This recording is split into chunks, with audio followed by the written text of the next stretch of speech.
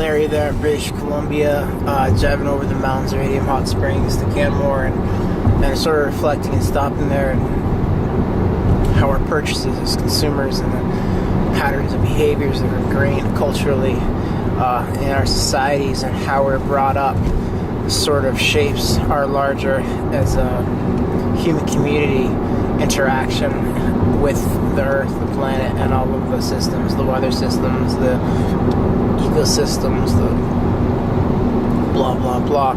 But there, driving down through there last year, I remember I got a Domino's pizza at like $8, which is not that bad of a price, you know, and everyone eats pizza, and if you don't have that much money, it's actually pretty good food. And I remember going to the juice shop and not buying the juice, but it's like $9 or $10 for, if you get the vegan protein, for like the Go Green smoothie juice thing, which was unbelievably good. There in Canmore, border of British Columbia, by Banff National Park, and everything's super jacked up prices in Banff too. So, but you know, really, that's not that high. You know, Jackson, Wyoming, I remember there's like a $12 or $13. It's like $7 in Bozeman. Those juices you can get at like Whole Foods in California, like $5. But the point is, there's a tremendous amount of like vegetables, fruit, you know, carrot juice, apple, and it's blah blah blah. It goes into that thing. And just reflecting again, I kind of had some health issues, and I wasn't sure if I was taking too much protein, creatine, or what was going on earlier in Wyoming. And then just like all of a sudden, you put the brakes on all the supplements, and really enjoyed being able to just do the workout and do that in the rain. So a 10-kilometer run, 5K up to the lake there in the beautiful Nordic Center by Canmore. You know, ringed by mountains, still with snow on them, jagged peaks. Wonderful town. I'm not sure I would love it just like anywhere if I had to stay there. And again, stopping last night in Whitecourt here along the highway, a place I've stopped many times over the years in the winter, and also in the warmer months. But they have sort of a museum there at a visitor center, and there's all the old cabins. It makes me think of Cabin Born Again, and kind of historical cabins, and you know, like grew up, you know, in the different places. And I parked the car next to the cabin and do a little workout and take the dog for a run this morning, and on the road there. And again, it makes me reflect that the juxtaposition of the car and the blue fire architecture and the industrial and the civilization and everything that's, you know, what's happened with humanity's relationship to the earth over the last several thousand years, which honestly is not that long of a time, though I'm sure it does sort of feel long. Also, you know, looking at the curve and the growth of our country, it's only been a couple hundred years here, right? Which is only a few lifetimes of, in a few generations within a family tree.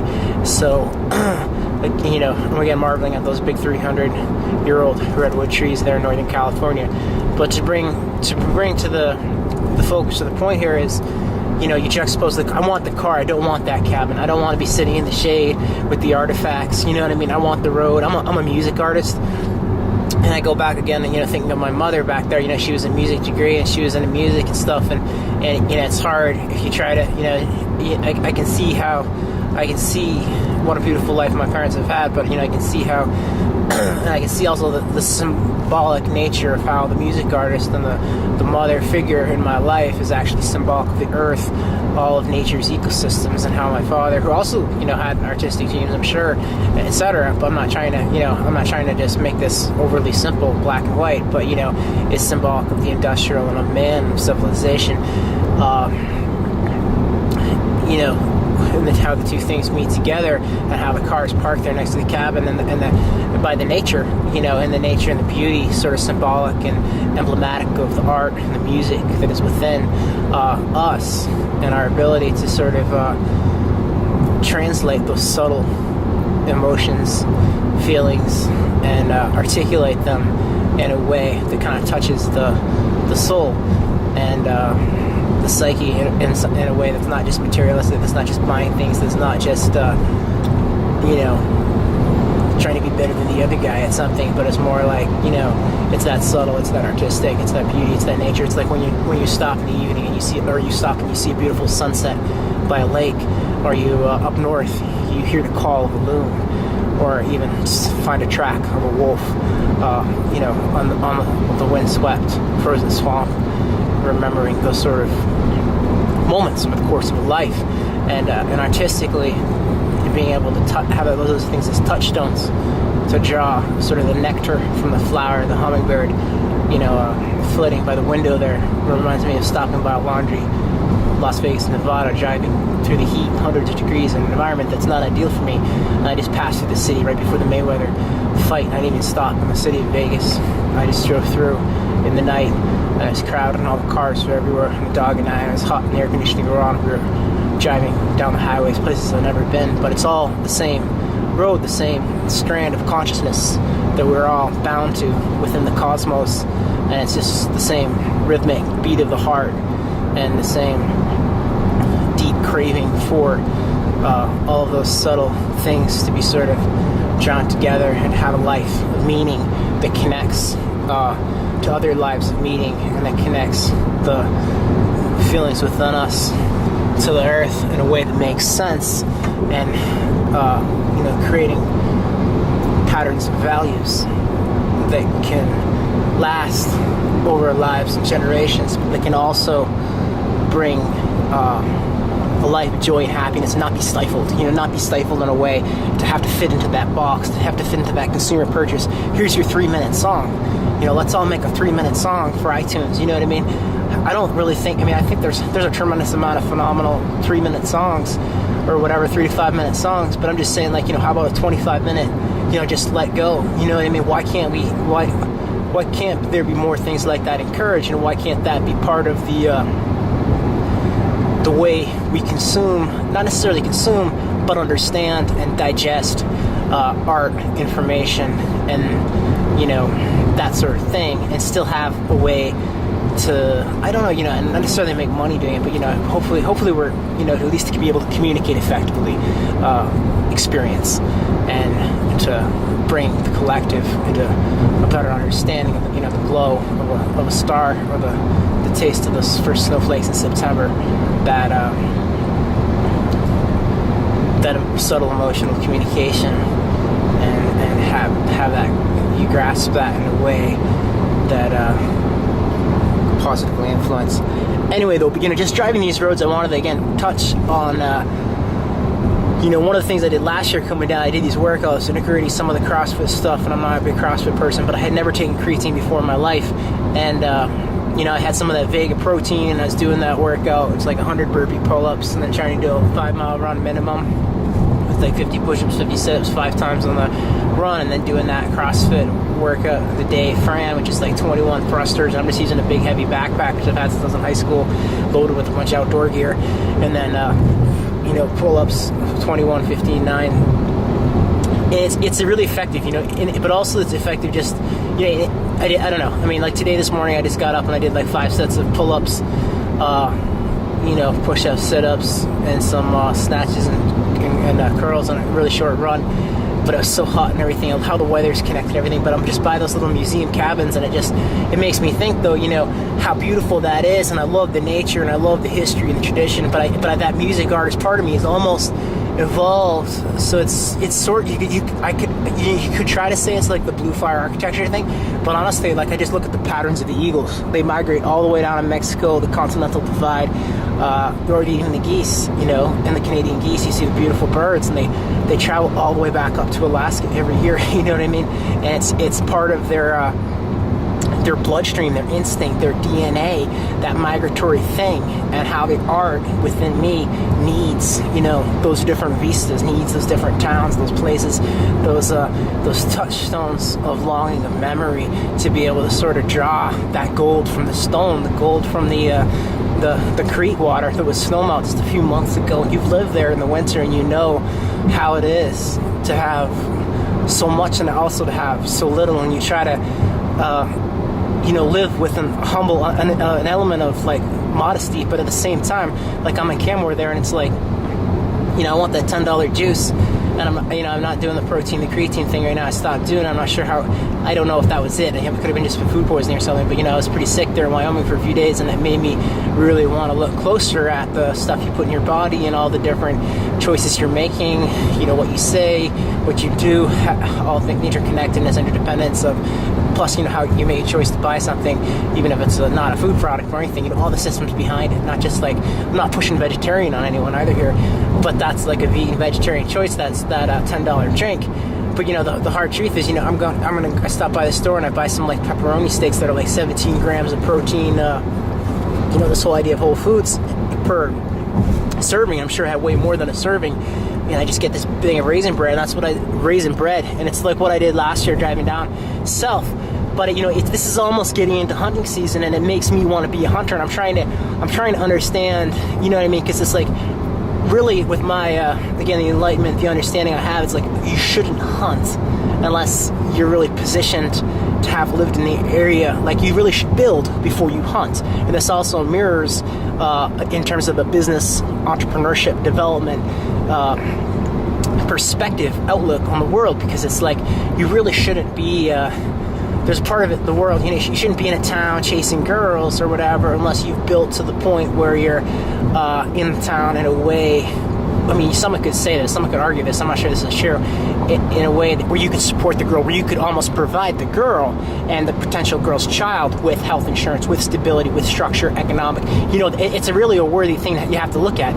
That's and I've been in that place where, your girlfriend or whatever, you can't support her, and that's the crushing blow in the relationship. It's not a lack of love, of emotional connection, of physical, sexual desire, so there is that element there. I think the blue fire architecture in a business sense, the money systems, economic systems of our world have gotten to the point where it's not the same as being able to hunt and provide in a literal sense, like back in time, thousands of years, our cavemen, paleo ancestors, in terms of, or even our Native American, Native American, Canadian too, all over the world, but be able to build a house literally from the environment and survive off the environment and get your food, hunt and fish, those sort of legacies, and it's also worth looking at as we flash a magnifying glass of understanding and experience across the economic and social and political landscape of a place like Alaska, that we're not talking about like commercial fishing and the deadliest catch and all the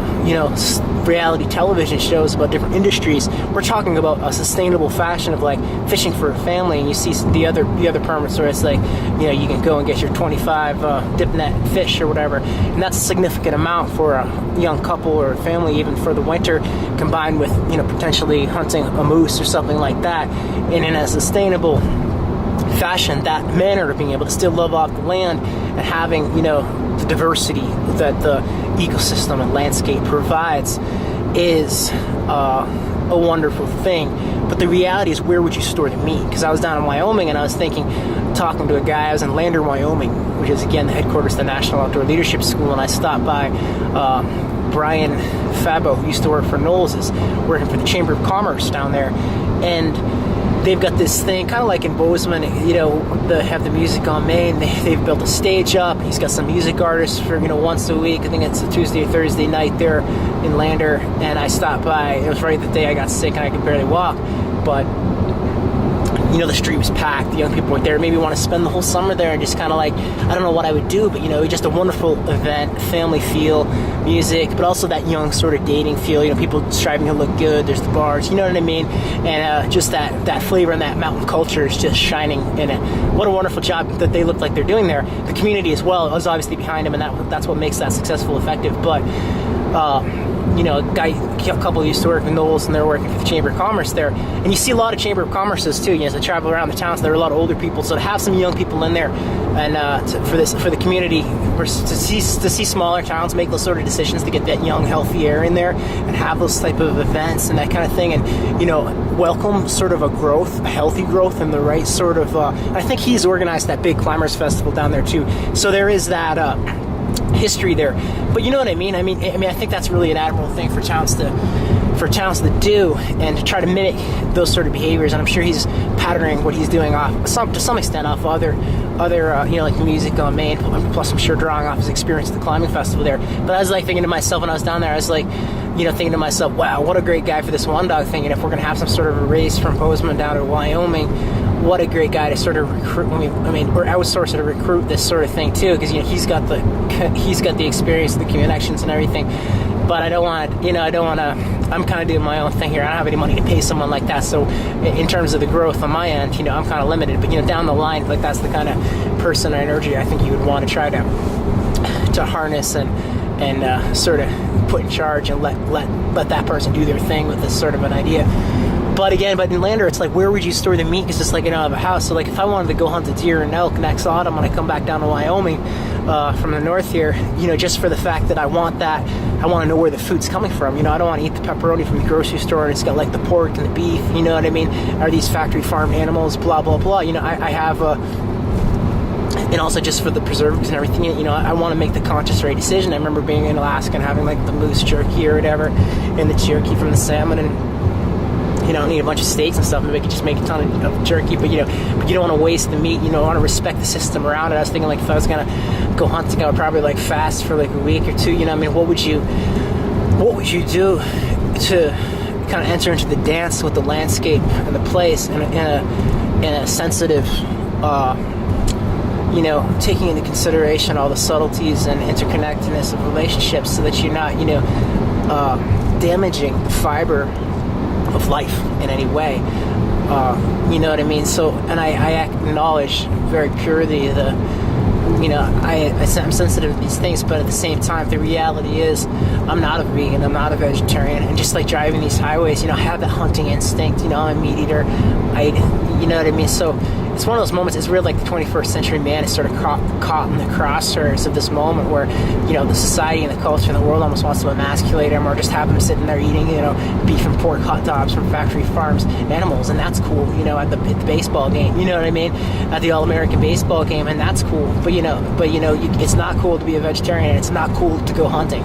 You know what I mean? So you're kind of caught in that consumer food choice thing where, you want to be able to make the right choices, and you want to help not just you personally, but the entire, lead in the pattern and the example that you'll set the society and the world, how we relate to the earth. So, if I go hunting in Wyoming, I don't want everyone to go hunting in Wyoming.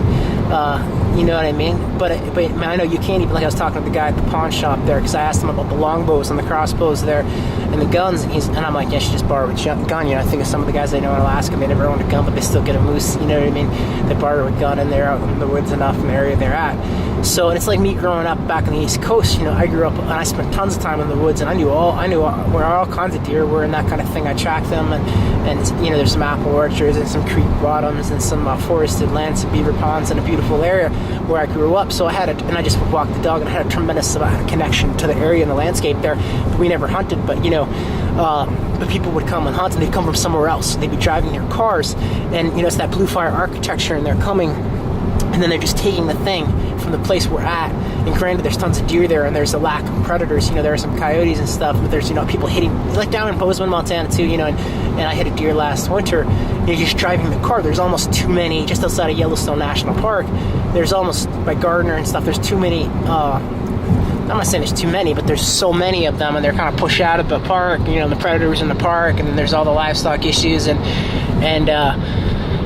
the fertility of the rivers there, and the landscape is sort of a warmer area in the winter, or at least it was last year. I don't know, but people are hitting the deers in the car. I don't have a thing against hunting, but they're hitting the deers in the cars, and it's not that much different than just driving your car and going hunting is just hitting something in a car. So it's just worth noting that, because I drive these roads, and again, you're looking at the fact that you just grab some pepperoni and you put some raisin bread, and I think it's really healthy. I feel like I look better if I just eat like that but how is that different than like that $10 pizza from Domino's? And then I stopped at the Domino's in Canmore, Canada there, and I glanced at and they have the history of the company and the franchise, how it just was a couple of young guys who just bought a little pizza place, Dominic's or something, in a town in Michigan. And then one of them, they were using a little Volkswagen Beetle. I'm driving a Volkswagen to deliver the pizzas, and one of them took the Beetle and exited the company, and the other guy took it, and he bought another one and a couple more ones, and now it's this huge international franchise, Domino's. And and then juxtapose that to the juice place there, which I think is just a one-of-a-kind juice place in Canmore. It's about a $10 purchase for either one. And then you can look at something like Jamba Juice that's taking off, and it's sort of a franchise, and probably the quality's better at that juice place in Canmore. But, then you look at the pizza, where are the ingredients coming from for the pizza at Domino's? Where's that pepperoni coming from? And that sort of thing, all the behaviors and patterns, we take it for granted. Oh, it's Domino's. But, maybe that's that factory farm meat and the sort of systems that we don't really want to support. But it's the choice of convenience, and we don't have to look at that in our, we don't have to look at that in the eye. You know what I mean? We don't have to look at that factory farm. We're just going to Domino's and getting the pizza. We don't have to look at the lives behind the employees, etc. So, and I'm not, I'm not against Domino's, and I'm not against anything really, but trying to, and here driving through this area again, the bison and the elk and everything, how Native America used to be full of bison, but driving up through towards the Grand Prairie, I think of a guy I used to know, Aaron Peck, who used to work in Alaska as a dog musher too, and he ended up with some of my sled dogs and won that big Wyoming stage race with some of the dogs that I'd raised and trained. And I consider him, a friend, and honestly, I have a slightly different frequency. He is one to me. We are the same thing to some extent. But I know he's settled up here, and he's worked for years for this in this bison ranch. Also doing his dog mushing thing, but working in the bison ranch for a place to the dog, and as a way to make money. Ross Adams or whatever, up here by Grand Prairie. And it makes me think again of, the huge movement for paleo and the beet, but also just how expensive, like it's $10 for this big thing of pepperoni, you know what I mean? And it's like, and the bison, I don't know where his bison meat goes from that big ranch, or how they market it and sell it or anything like that, but I know, it makes me think of some of these places that have big elk ranches or deer ranches or that kind of thing, wild game, and honestly, how Yellowstone, Teton National Park's really not that much different than a big wild game ranch.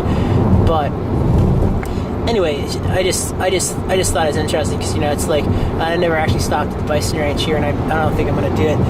But I don't want to. And again, it's like, and it's sort of like he's him and his family there. It's almost like that they are. And this is to be fair and to be honest, that they're sort of like a part of the natural wild landscape, to the point where it's like it's a deer at the edge of the hayfield and I don't want to disturb it. You know what I mean?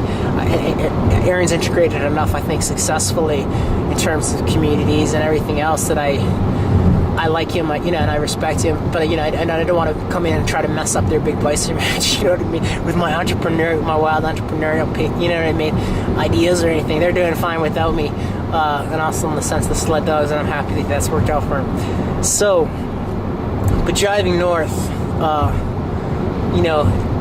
in hunting, I don't think, as I park that car next to that cabin, the reality is, in this day and age, I think for me to hunt is okay. I don't think I need, it's not the focus of my life or anything, you know what I mean? But it's like, I don't think I need to build a cabin somewhere and to put down those types of roots and then just sit in the cabin. You know what I mean? Sit next to the cabin, not do anything all the time. I think it's okay to want to travel and live and everything. I think if you went somewhere and were like here for a month or something like that, and like totally reduce your food intake, you know what I mean? I'm not trying to exaggerate, but just like lived and traveled around, for a month or so and then hunted like that. I don't know. I mean, I was talking to a girl who was working at a clothing tourist shop there in Lander, Wyoming, and I was asking her, she's telling me about, she hunted with her dad, and they would go to a certain area that almost always get an elk south of Lander there, and they could just get a deer right out of the driveway or whatever, you know what I mean? There's deer all over the place, and she just grew up with hunting and that connection, and there's a lot of wild open space in Wyoming, so hunting in Alaska like a moose or something, I wouldn't mind going with some friends just to be able to try to, help pack out the meat or get some meat just for the, again, I'm just talking about just trying to get the food source, you know what I mean, literally just be able to have the food source, like have a bunch of, moose jerky or whatever, and not have to be in that position of buying this pepperoni shit from the grocery stores and not knowing where it's coming from and that kind of thing. So, that's kind of what I'm getting at, the genesis and the point of all this. You know what I mean? And it's like, and it also gets into like, I don't know.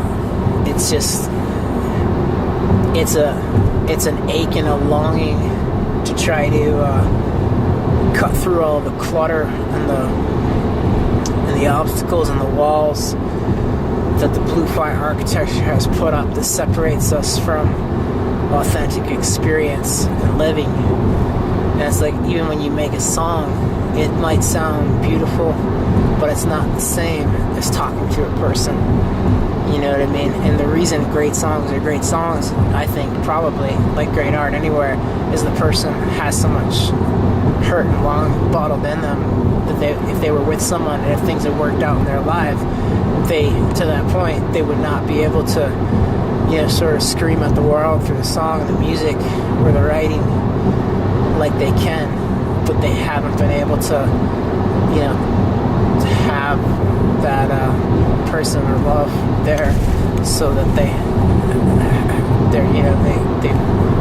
are learning to compensate and speak and touch on those subtleties of nature, like the little call from the lake, like the track of the wolf in the snow, or his first kiss is a September, the snowflakes, campfire by the lake, snow in the mountains, driving through the city lights at night, the lure of the strip clubs, the stacked firewood, the purple fireweed, and the ditches blooming by the aquamarine lakes, the cool touch of summer rain and the heat of the sun, still blending with the taste of love. But it's like, again, just looking at really finisher Domino's Pizza, it grew in this big franchise. It's not that one little pizza place. What do you lose? What do you gain when something grows like that? If you try to take that Brian Febo and his connection with the Knowles community there and try to have him work, towards the idea of this one dog class race or something else, what do you lose? Where do you become spread too thin, and you're not doing the thing effective and to the highest ability possible on that local community level?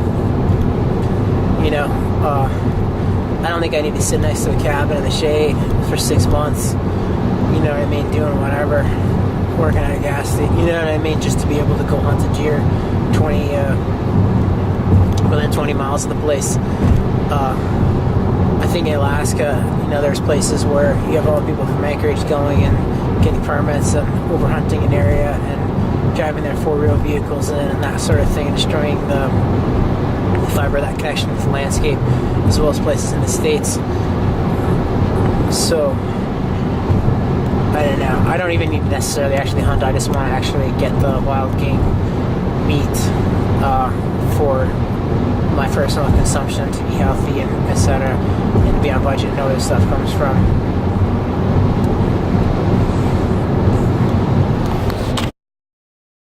Just one last thing. It's like, for me, like, I never had an iPhone. It's like everyone uses Instagram now.